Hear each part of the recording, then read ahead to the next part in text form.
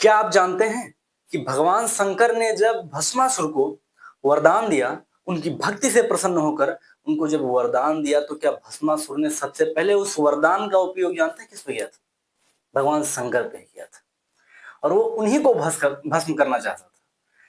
नमस्कार, ये इसलिए मैंने आपको बताया है क्योंकि इस जो मैंने भी जो बातें आपको बताई है, उससे एक नई चीज जोड़ के आपको एक संदर्भ समझाना चाहता हूँ। और समझाना क्या चाहता हूँ, दरअसल आज के 5-6 साल पहले जिस बीएसपी पार्टी मतलब मायावती जी का अस्तित्व थोड़ा कम करने के लिए बीजेपी ने एक ऐसा कह लीजिए एक अनजान व्यक्ति को हवा दी थी, आज वही हवा उन्हीं की लंका को आग लगाने का काम कर रही है।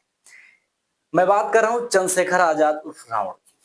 नगीना से सांसद हैं और बड़े ही तेज तर्रार नेता हैं। वो नेता किस लिए हैं वो आप लोगों को पता होगा। दलितों के मसीहा, दलितों के नेता माने जाते हैं। लेकिन एक बात मैं आपको बता दूं कि जिस प्रकार दलितों के युवाओं का करियर बर्बाद कर रहे हैं वो, ये उनको नहीं पता है। लेकिन हाँ, ये उनको पता है, ये दलित समाज के उन लड़कों को नहीं पता है, उन व्यक्तियों को नहीं पता है जो इनके पीछे जय भीम दिन भर करते फिरते हैं। जय भीम का नारा लगाना चाहिए, अच्छी बात है कि बाबा साहब भीमराव अम्बेडकर ने हमारे देश का संविधान बनाया, संविधान सबके लिए बना, ये अच्छी बात है। लेकिन आज उसी को लेकर जिन युवाओं का करियर बर्बाद कर रहे हैं, ये क्या सही है? और उन युवाओं को ये सोचनी है कि हम जिनके पीछे दिन भर आज दौड़ रहे हैं लेके एक नीला गमछा डाल के दौड़ रहे हैं दिन भर, क्या वो हमारे काम आएंगे?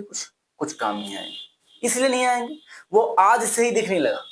दरअसल जब कल की घटना में, प्रयागराज घटना में, जहां पर भीम आर्मी के जो भी समर्थक थे, कार्यकर्ता थे, तो उन्होंने पुलिस वालों को जमकर मतलब उनकी तोड़फोड़ की गाड़ियों की, और कई गाड़ियां जलाई, बाजार में भी काफी तोड़फोड़ किया। जिस प्रकार से वहां उपद्रव मचाया, उस उपद्रव के बाद योगी सरकार ने बड़ा एक्शन लिया। एक्शन में क्या लिया कि एक्शन में कभी नेता गिरफ्तार नहीं होता है, ना ही कभी नेता जेल जाता है बहुत रेयर केस में, लेकिन उसके समर्थक जरूर कूटे जाते हैं।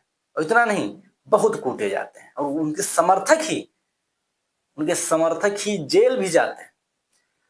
कल की घटना में 40 आदमियों पर नामजद मुकदमा हुआ, जो कहते हैं नामजद एफआईआर। 40 लोगों पर नामजद हुआ और 400 लोगों पर बिना नाम के एफआईआर।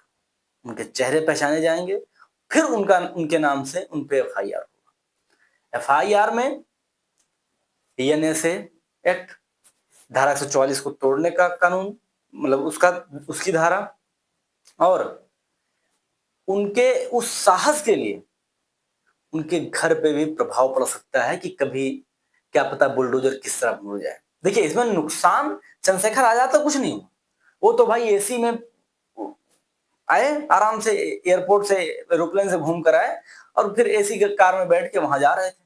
लेकिन संघर्ष जो वो युवा कर रहे थे, जिन युवाओं के बलबूते पे आज इतना कूद रहे हैं, उन युवाओं का सिर्फ करियर बर्बाद हुआ और कुछ नहीं। युवाओं को क्या मिला? लाठी, जेल की हवा। उनका करियर जब उनके ऊपर लिख जाएगा किसी एफआईआर, तो क्या कल उनको प्रॉब्लम होगी? नहीं होगी, होगी। उनके करेक्टर ऑफ सर्टिफिकेट पे प्रॉब्लम होगी। लेकिन उन युवाओं को अपने इस करियर की, इस भविष्य की सोच नहीं। देश में कम से कम 16% दलित समाज के लोग हैं, और उन दलित समाज के लोगों को 16% को किसी एक व्यक्ति ने नचा कर रखा है। और नचा कर क्या रखा है? सिर्फ खुद के फायदे के लिए कि आज मैं सांसद हूं, कल मैं सीएम भी बनूंगा अगर ये लोग चाहेंगे, और कल मैं पीएम भी बनूंगा अगर ये लोग चाहेंगे। और यही नहीं, जिन 16% की बात हो रही है, आज वो अपने आप को हिंदू धर्म न कहेंगे, आज वो अपने आप को हिंदू धर्म से अलग करने का टारगेट कर रहे हैं कि हम 16% एक अलग ही अपना समुदाय बना लेंगे। लेकिन उनको ये नहीं पता है कि उनके फायदे के लिए एक भी वर्क नहीं हो रहा है। फायदे के लिए इसलिए हो रहा है, फायदे के लिए सिर्फ दूसरे समुदाय मुस्लिमों के लिए हो रहा है। ये बात सबको नहीं पता, लेकिन पता होनी चाहिए। आज युवाओं के करियर बर्बाद हो रहा है। देखिए, 70 साल देश की आजादी को हो गए, और 70 साल आजादी के बाद 70 साल इनको आरक्षण पाए हो गए, लेकिन आरक्षण पाने के बावजूद भी ये उतनी मेहनत शिक्षा के विभाग में नहीं कर रहे हैं जितनी मेहनत आज किसी एक नेता के पीछे लग कर रहे हैं। देखिए, वीडियो को ज्यादा से ज्यादा शेयर करिए और उन दलित भाइयों के पास जरूर पहुंचाइए जो ये कहते हैं कि चंद्रशेखर हमारा बहुत बड़ा नेता है, नेता है पर करियर चौपट कर देगा। आप नेता तो माने, ठीक है, सच बता रहे हैं। और कमेंट करके जरूर बताइए कि हमें क्या बातें गलत बता रहा हूं। इसके साथ धन्यवाद। जय श्री राम।